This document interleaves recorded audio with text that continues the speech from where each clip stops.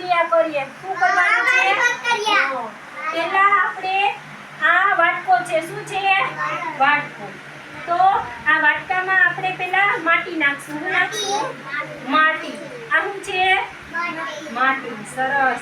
પછી એમાં નાખશું આપણે ખાતર. શું નાખશું? ખાતર.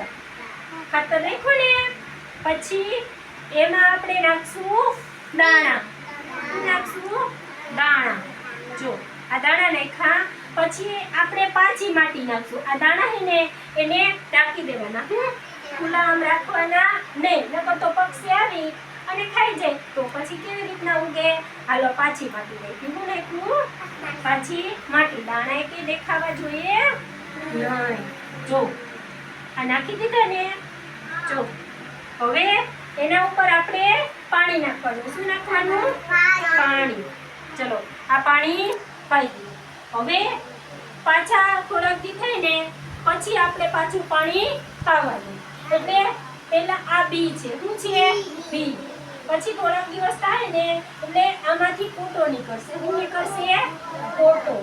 પછી આવી રીતના 2 પાંદડા નીકળશે. 2 પાંદડા. પછી 4 પાંદડા. પછી એ મોટું થઈ જાય. મોટું થઈ જાય એટલે એમાં ફળ આવે, ફૂલ આવે અને મોટું થઈ જાય. સરસ. હવે ખબર પડી ને તમને?